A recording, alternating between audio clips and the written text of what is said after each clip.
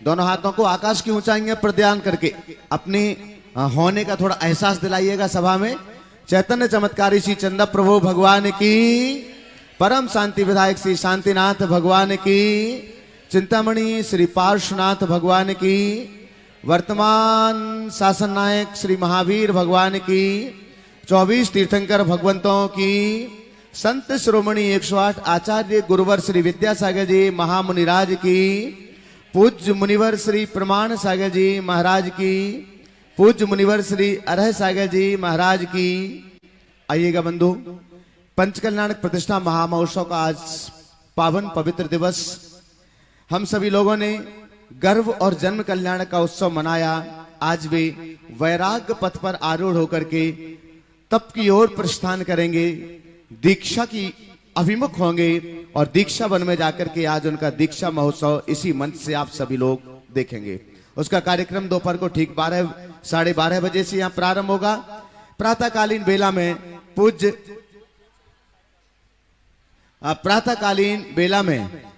पूज्य महाराज श्री के मंगल देशना का यह सौभाग्य है।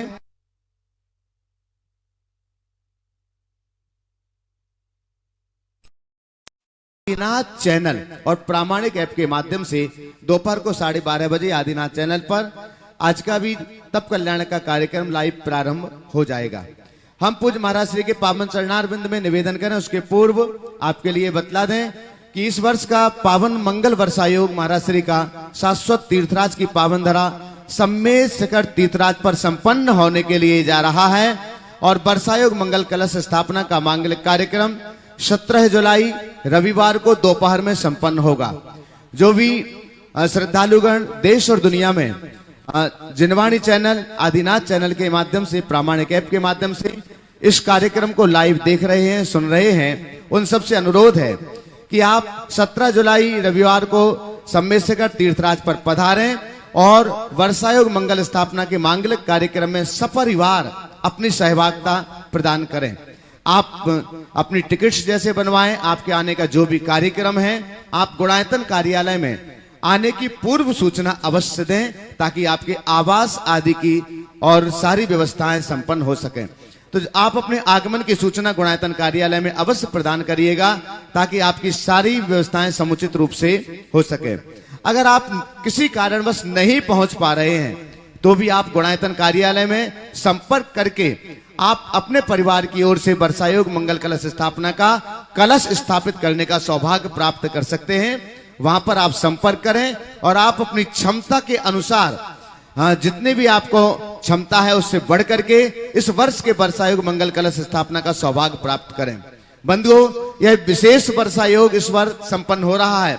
हो सकता है इस वर्षायोग की फलश्रुति यह हो कि आने वाले समय में गुणायतन का जो पंचकल्याण संपन्न होना है उसकी पूर्व भूमिका इस वर्षायोग में निर्धारित हो और पंचकल्याणक महोत्सव भी वर्षायोग के बाद आपको देखने के लिए मिल सकता है। इसलिए आप इस वर्षायोग से अवश्य जुड़िएगा और एक मंगल कलश स्थापित करने का पावन सौभाग्य प्राप्त कीजिएगा। आइएगा, दोनों हाथों को जोड़ते हैं और पूज्यवर के पावन चरणार बिंद में मंगल आशीष वचनों के लिए निवेदन करते हैं। हे महाराज श्री, नमोस्तु नमोस्तु नमोस्तु। सभी लोग अपने दोनों हाथ जोड़ लें और मेरे साथ महामंत्र के स्मरण के लिए अपना मानस त्याग करें।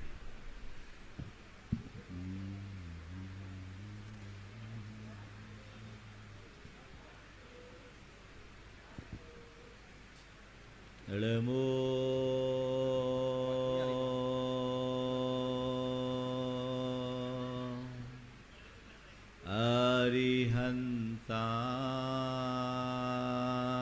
अरिहन्ताणं, नमो अरिहन्ताणं, नमो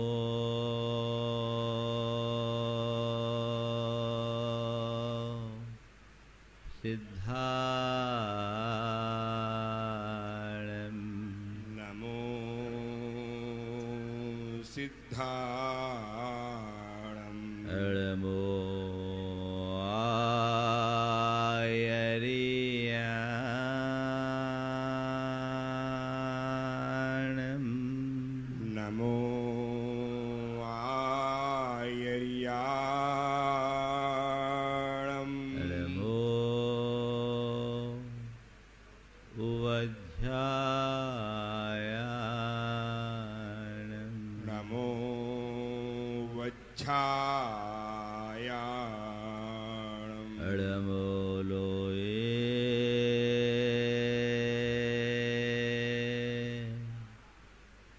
सवशहुनम् नमो लोए सव्यसाउणम् एषो पंचणमोयारो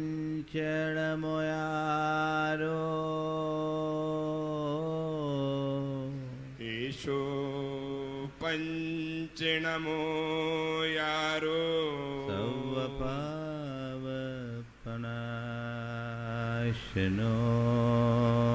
सव्यपावपणाशिनो मंगलार्यं च सवेसिं मंगलाणं च शब्बेसिं पढ़मं हो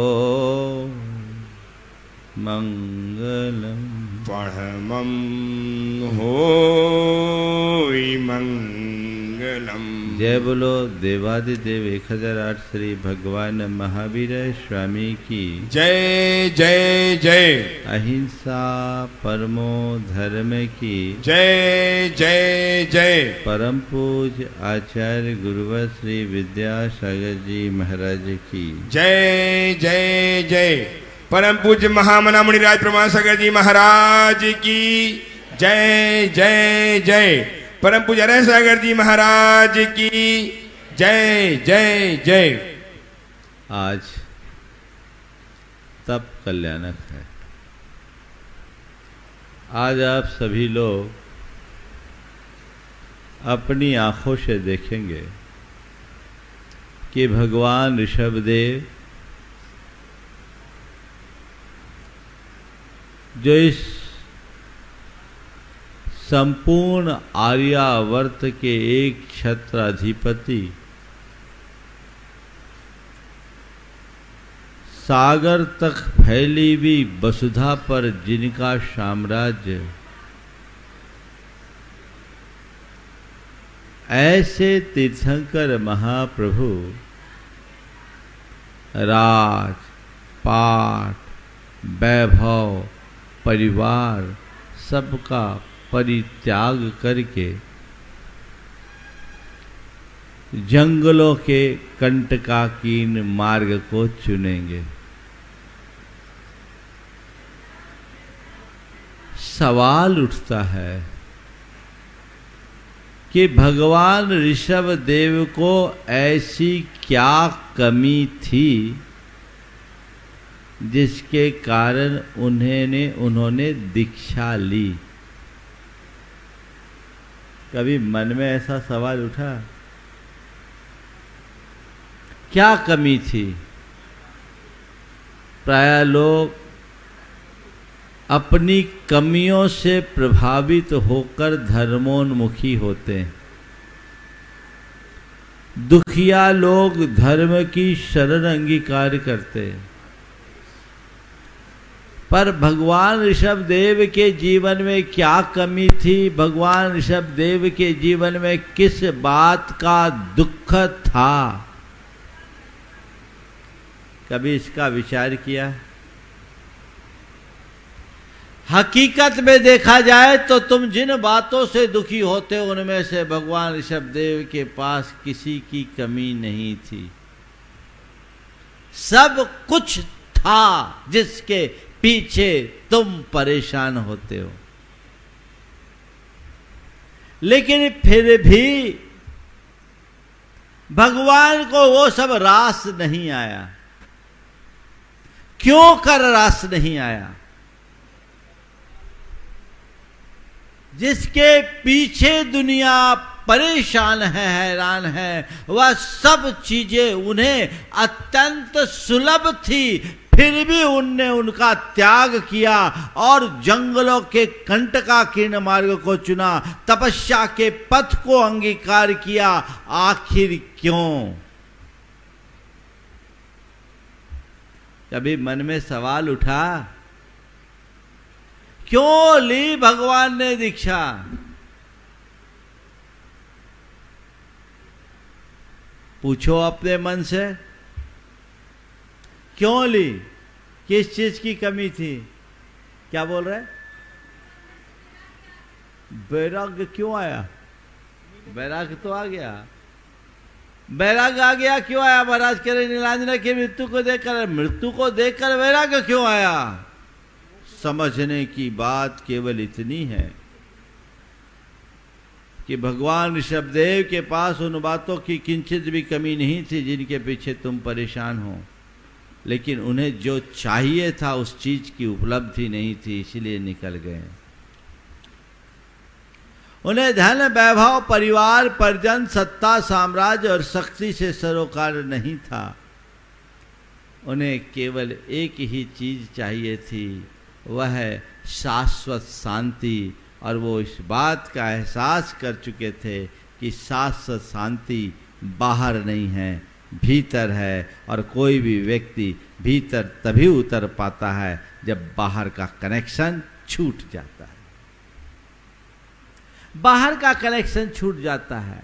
जब तक हमारी दृष्टि बहिर्मुखी बनी रहेगी, हम अशांति से घिरे रहेंगे। और जिसकी दृष्टि अंतर्मुखी होती है, शांति का सद्भाव उसी के जीवन में होता है। और अंतर्मुखी वही हो सकता है जो अपनी सारी बहिर्मुखी प्रवृत्तियों को नियंत्रित करता है। और बहिर्मुखी प्रवृत्तियों को नियंत्रित करने के लिए बाह्य सर्व संपर्कों और संबंधों से मुक्त होना जरूरी है। इसे दूसरे शब्दों में कहें तो भगवान ऋषभदेव ने दीक्षा ली अपने असली साम्राज्य को पाने के लिए। उन्होंने घर छोड़ा अपने असली घर में जाने के लिए। उनने सत्ता त्यागी अपनी आत्म सत्ता को पाने के लिए। उनने संपत्ति त्यागी अपने गुण संपत्ति को उद्घाटित करने के लिए, क्योंकि उन्हें बात समझ में आ गई कि ये जितनी भी चीजें हैं ये सब पर है और पर संयोग से उत्पन्न हुई हैं। इनमें स्थिरता नहीं है। आज है, कल रहे न रहे, कोई भरोसा नहीं। और ये सब हमारे मन को विकारी बनाकर अशांति देने वाले हैं। इसलिए मुझे इन सब से हटकर अपने में रमना है। उनके हृदय में एक ही बात बार बार उमड़ती थी, सुध परिचिदान भूदा सभी काम भोग बंध कहा, ए अतस्वलंभो नौरिन सुलहो बिहत्तस। उन्हें पता था ये सत्ता, ये साम्राज्य, ये संपत्ति, ये शक्ति, ये परिवार, ये पुत्र, ये परिजन, ये भोग, ये विलास, इन सब के साधन मेरे द्वारा जन्म जन्मांतरों से सुने गए हैं। जन्म जन्मांतरों से मैं इनके परिचय में रहा हूं और जन्म जन्मांतरों में मैंने इनका ही अनुभव किया है। मैंने सदैव इनके ही विषय में सुना है, सदैव इनका ही परिचय पाया है और सदैव यही मेरे अनुभव में आए हैं। अब मुझे सुनना है तो केवल उसे सुनना है जो आज तक अनसुना रहा। परिचय पाना है तो उसका पाना है जो अब तक अपरिचित रहा। और अनुभव भी करना है तो उसका करना है जो आज तक अननुभूत रहा, वो मेरे भीतर है। और उस तक पहुंचने के लिए मुझे बाहरी सर्व संपर्कों को त्यागना होगा। और इसीलिए उन्होंने दीक्षा ग्रहण की। दीक्षा केवल भेष का परिवर्तन नहीं है, वृत्ति के परिवर्तन का नाम ही दीक्षा है। कोरे भेष के परिवर्तन का नाम दीक्षा नहीं, वृत्ति के परिवर्तन का नाम दीक्षा है। अपनी बहिर्मुखी वृत्ति को नियंत्रित करते हुए जब अंतर्मुखता प्रकट होती है तभी दीक्षा घटित होती है। उनके अंदर ये दीक्षा घटित हो गई और उन्होंने हमें मार्ग दिया। वे वन की ओर चले गए अपने आप को तपाने के लिए। एक बार एक व्यक्ति ने मुझसे कहा, महाराज कोई शॉर्टकट नहीं है, सीधे सीधे मुक्ति मिल जाए, है ना? अगर ऐसा शॉर्टकट होता तो मुझे लगता आप सब लोग बहुत आगे हो जाते। मैंने कहा देखो भाई, जो चीजें हैं दुनिया में भले शॉर्टकट हो सकते हैं, पर मुक्ति का तो एक ही रास्ता है, और वही रास्ता है जो तुम्हें अध्यात्म के रास्ते पर बढ़ना होगा, और उसके लिए तुम्हें अपने आप को तपाना होगा। आज के संदर्भ में 4 शब्दों के माध्यम से मैं 4 बातें आप सबसे कहूँगा। प्रकृति, विकृति, संस्कृति और दुष्कृति।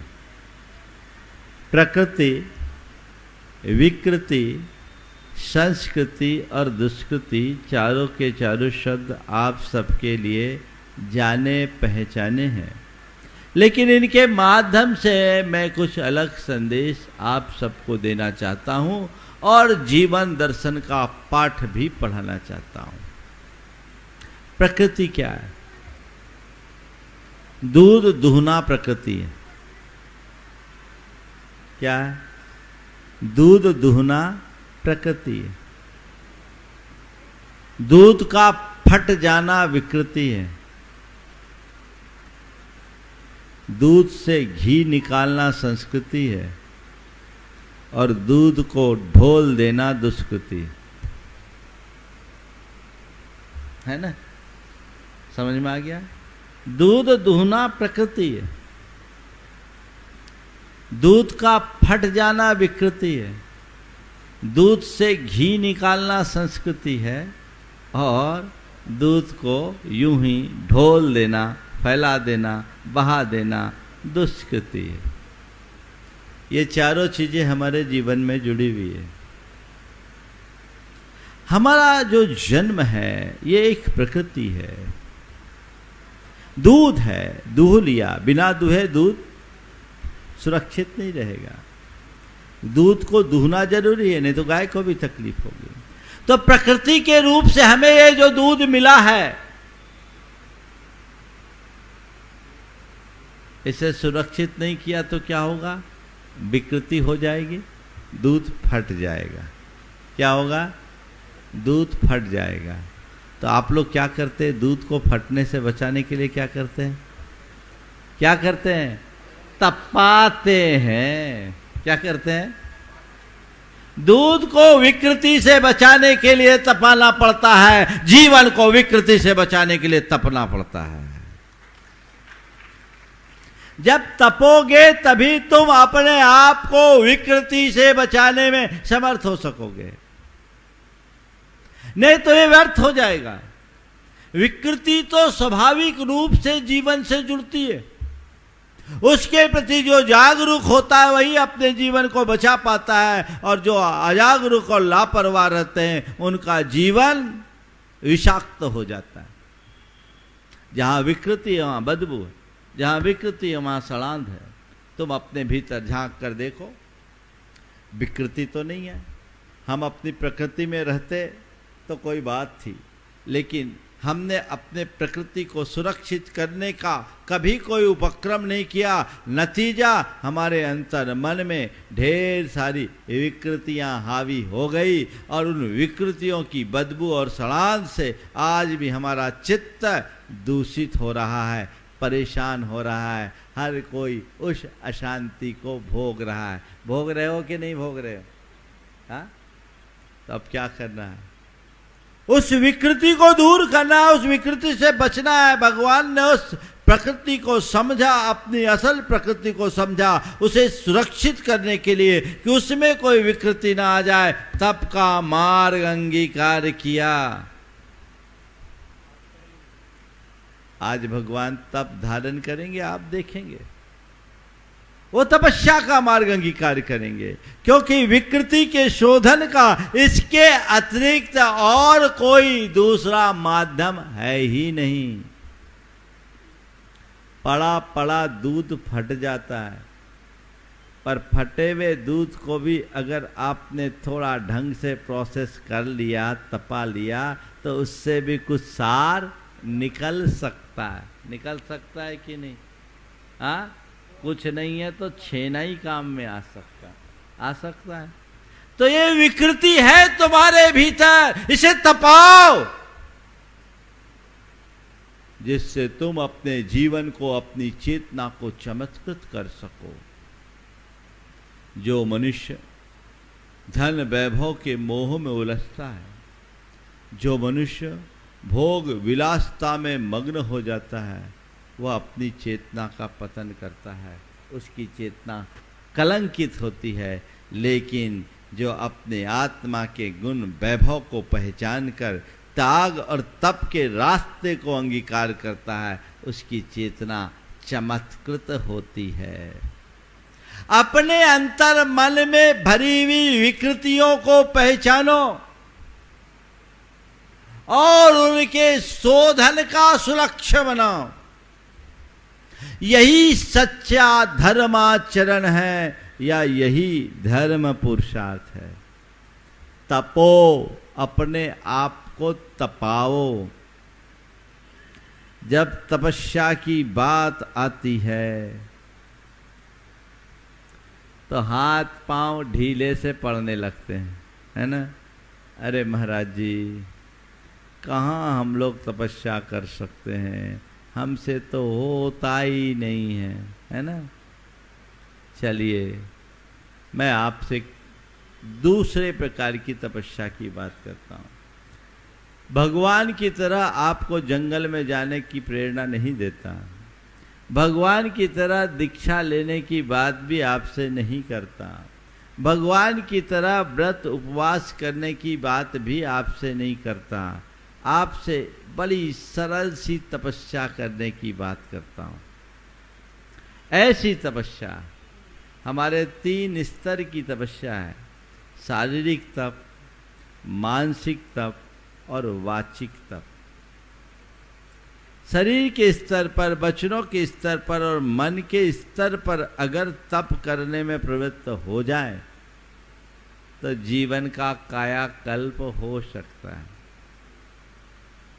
आपको शारीरिक तप हम बोलते हैं खा पी करके शारीरिक तप करना। बता दूं, बहुत सरल फार्मूला है।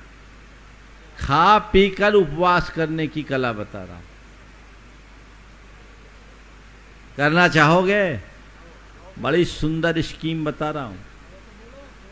बोलो, खरीदार नहीं हो तो माल क्यों दिखाऊं? है ना? है ना? तो क्या है, शारीरिक तप आपको करना है। कुछ मत कीजिए, दिन भर खाइए, दिन भर पिए, रात में 4 प्रकार का आहार त्याग दीजिए। डेली 12 घंटे के उपवास का फल, महीना में 15 दिन के उपवास का फल आप प्राप्त कर सकते हो। कर सकते हो? तालियां तो बजा रहे हो, पर अपनाओगे कितने? है तब, है ना? चलो और नीचे आ जाऊं, और नीचे आ जाता हूं। प्रतिदिन 8 घंटे 4 प्रकार के आहार का त्याग करो। 3 दिन में 1 उपवास का फल मिलेगा, महीना में 10 उपवास का फल मिलेगा। मिलेगा? करो तो। हाँ, देखो एक हाथ उठ रहा है, बस जोड़ा, और बाकी बोला महाराज आप छोड़ने छाड़ने की बातें मत करो, आप तो प्रवचन सुना दो, आप सुनाते जाओ, हम तालियां बजाते रहे, आप अपना काम करना, हम अपना काम करें। कहानी खत्म। कितने कमजोर हैं। चलिए, आप इसमें भी समर्थ नहीं है, आप जानिए, आपका काम जानिए, जो खाना है, जब खाना है, जैसा खाना है, आप जानो, हम छोड़ दे, आपकी व्यवस्था। सब खाते पीते घर के हो, सो खाते पीते रहो। ये बात अलग है कि बाद में खाने पीने लायक भी ना बचो, ऐसा मत करना। तो उतना ही खाओ कि खाते पीते रह सको, वो छूटे नहीं। पर चलिए, मैं दूसरे स्तर का कोई कुछ बिना त्याग के आपसे तप कराता हूं। आपसे यदि किसी ने कोई दुर्वचन कहा, अपशब्द कहा, आपके विरुद्ध कोई टिप्पणी की, आप पर कोई आरोप लगाया, आप पर कोई आक्षेप लगाया, आप उस समय उसकी बात को मुस्कुराकर टाल सकते हो? हाँ, हो सकता है, हो तो सब सकता है। बस ये कर लो कि मुझे कोई कुछ ऐसा अनर्गल कह भी दे तो मैं सुनकर अनसुना करूंगा। ये तप हुआ कि नहीं हुआ? बोलो। हाँ, तप हुआ ना। अपने आप को तपा लिया। सामने वाले ने एक शब्द कहा, वो शब्द तुम्हारे कानों में जाकर तुम्हारे हृदय में उतरा और तुम्हारे हृदय को उसने एकदम खलबली मचा दी,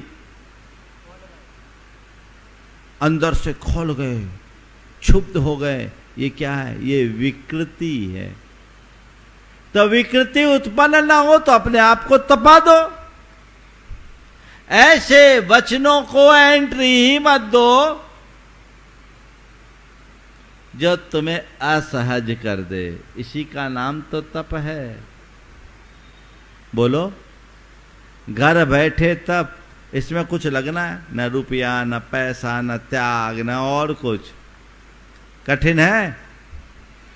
लोग बोलते हैं महाराज खाना छोड़ देना सरल है, पर बात छोड़ना बड़ा मुश्किल होता है ना? यही हमें संयम रखना है। एक लक्ष्य बनाइए कि मुझे विकृति नहीं, प्रकृति को संभालना है और अपनी संस्कृति को उद्घाटित करना है। ये विकार है, विकार मुझे स्वीकार नहीं। जिन निमित्तों से विकृतियां बढ़ती है, विकार बढ़ते हैं, हावी होते हैं, मुझे उनसे बचना है। निमित्तों से बचना मेरे हाथ में नहीं है, पर नैमित्तिक से अपने आप को बचाया जा सकता है। कोई मुझे अपशब्द ना कहे, कोई मुझ पर टिप्पणी ना करे, ये मेरे हाथ में नहीं है। पर कोई मुझ पर कैसी भी टिप्पणी क्यों ना कर दे, मैं सहज बना रहा हूं, ये तो मेरे हाथ में है कि नहीं है? तो आज से क्या फार्मूला? ये तपस्या करोगे? क्यों संजय, करोगे? हाँ बिल्कुल, आज से ही, अभी से ही। कोई कुछ कह दे, नजरअंदाज करो, मुस्कुराते रहो, हंसते खिलखिलाते रहो, जीवन का आनंद लो, सूत्र आत्मसात कर लो। प्रकृति को संभालना है, विकृति से बचना है। प्रकृति को संभालना है, विकृति से बचना है। आप लोग बोलचाल की भाषा में कहते हैं मिजाज खराब नहीं करें। क्या मिजाज है ना? मिजाज क्यों खराब करते हैं? मिजाज में खराबी कहाँ आती है? जब कुछ विकृति प्रवेश करती है तभी मिजाज खराब होता है। तो हम अपने अंदर विकृतियों को हावी ना होने दे, ये मेरा वाचिक तप है। और मुख से कोई मुझे कैसा भी कहे, अब शब्दों का प्रयोग ना करें। आक्षेप परक, आरोप परक, मर्मघाती, कर्कश, कठोर, पीड़ादायी शब्दों का प्रयोग ना करके मधुर शब्दों का प्रयोग करूं, ये मेरा वाचिक तप है। कर सकते हैं, इसमें तो कुछ नहीं लगता। एक अच्छे इंसान की ये पहचान है। कुछ भी कहना है, मुंह बना के कहो, मुंह बिगाड़ के कहो या मुस्कुरा के कहो, दोनों तो तुम्हारे हाथों में। अब कैसे कहना है? मुस्कुरा कर बोलो, खुद मुस्कुराओ, सामने वाले को मुस्कान से भर दो।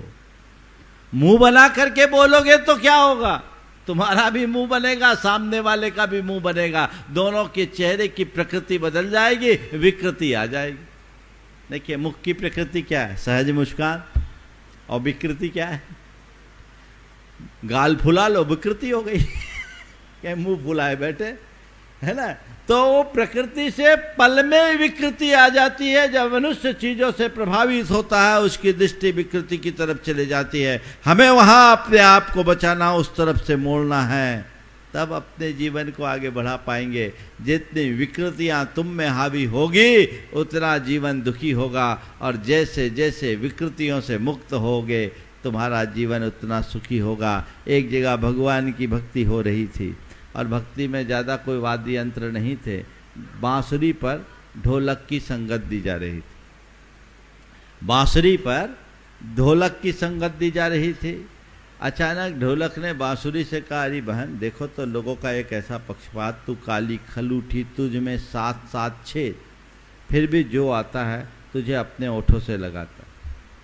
तू काली कलूठी, तुझ में 7-7 छेद, फिर भी जो आता है तुझे अपने ओठों से लगाता है, और मुझे देख, मैं इतना सुंदर, सलोना, सजा धजा, पर मुझे ओठों से लगाना तो दूर, जो आता है दोनों ओर से मेरी धमाधम पिटाई करता है। कैसा पक्षपात है ये? बांसुरी ढोलक की व्यथा सुनकर मुस्कुराई और उसे संबोधते हुए कही, भैया तुम्हारी पिटाई से मुझे भी पीड़ा है। मैं तुम्हारी पिटाई के प्रति मेरे मन में बड़ी हमदर्दी है, लेकिन मैं क्या कहूँ, इसमें किसी का पक्षपात नहीं, जवाबदार तुम खुद हो। ढोलक तमतमा उठा कि उल्टा मुझे ही तुम जवाबदार बता रही हो, ये सरासर पक्षपात नहीं है तो क्या है? बांसुरी ने कहा, भैया थोड़े ठंडे हो जाओ, भैया थोड़े ठंडे हो जाओ। तुम्हें ये तो दिखता है कि लोग मुझे ओठों से लगाते हैं, पर पता है लोग मुझे ओठों से यूं ही नहीं लगाते। तुम्हें पता है लोग मुझे ओठों से क्यों लगाते? बोले क्यों? बोले बात ऐसी है, जब मुझ में फूंक मारी जाती है, मैं अपने भीतर का सारा विकार इन छिद्रों से बाहर निकाल देती हूँ। जब मुझ में फूंक मारी जाती है, मैं अपने भीतर का सारा विकार इन छिद्रों से बाहर निकाल देती हूँ। नतीजतन मेरे मुख से मधुर संगीत फूटता है और लोग मुझे ओठों से लगा लेते हैं, और तुम हो कि सारा विकार अपने पेट में भरे रहते हो, सो धमाधम पिटाई खाते हो। समझ गए? तो बस अभी तक ढोलक बने हो, बांसुरी बनने की कला विकसित कर लो, जीवन धन्य हो जाएगा। और ढोलक से बांसुरी बनने की कला का नाम ही तपस्या है। विकृति से बचाइए, शारीरिक तप, वाचिक तप, और तीसरे स्तर पर है मानसिक तप। मानसिक तप का मतलब क्या है? मनः प्रसादम सौम्यतम शौचम इंद्रिय निग्रह। मन की प्रसन्नता को बनाए रखना, ये बहुत बड़ा तप है। सुख हो तो, दुख हो तो, संयोग हो तो, वियोग हो तो, मान हो तो, अपमान हो तो, लाभ हो तो, और हानि हो तो, हर स्थिति में मुस्कुराते हुए जीने का नाम मानसिक तप है। ये मादा अपने भीतर जगा सकते हो। कुछ भी हो जाए, हमें उनसे प्रभावित नहीं रहना। क्यों? ये सब कर्म के संयोग है, निमित्त से आए, आने दो। मेरे भीतर कुछ परिवर्तन होने वाला ही नहीं है, क्योंकि मैं अजर अमर अविनाशी आत्म तत्व हूँ। मेरे आत्मा का एक प्रदेश भी इधर से उधर नहीं हो सकता। ये तो संयोग है, आते हैं जाते हैं। सूरज पर रोज कितने बादल आते हैं, पर सदियों से बादलों के आने जाने के बाद भी सूरज का आज तक कुछ बिगाड़ नहीं हो सका। मेरे जीवन में कर्मावरण की चाहे कैसी भी घटाएं क्यों न छाए, मेरी आत्मा का कुछ भी बिगाड़ सुधार नहीं हो सकता। ये विश्वास मन में जमना चाहिए। ये तप है। आप तप की आराधना करते हो, तपस्वियों की पूजा करते हो, लेकिन अपने जीवन में तप और तपस्वी का आदर्श कितना घटित करते? जब तक उसे अपने भीतर आप घटित नहीं करते, तब तक जीवन की वास्तविक चमक प्रकट नहीं हो सकती। भगवान ऋषभदेव और अन्य तीर्थंकरों का भी हमें यही संदेश है कि लक्ष्य एक ही रखो, तोर सकल जग दंद फंद निज आत्म को ध्याओ। सब द्वंद फंद से मुक्त होकर अपनी आत्मा के ध्यान का भाव जगाने वाला व्यक्ति ही अपना वास्तविक कल्याण कर सकता है। उधर हमारी दृष्टि होनी चाहिए। विकृति से बचना है। मेरा एक ही लक्ष्य हो, मैं अपने स्वभाव में सौम्यता लाऊं, इंद्रियों पर निग्रह रखूं और भावों और विचारों में पवित्रता रखूं। ये मेरी तपस्या है, ये असली तपस्या है। विकृति से बचे और संस्कृति को उद्घाटित करे। क्या करना है? दूध को दूध के रूप में मेंटेन करना अच्छी बात है, पर पर्याप्त नहीं है।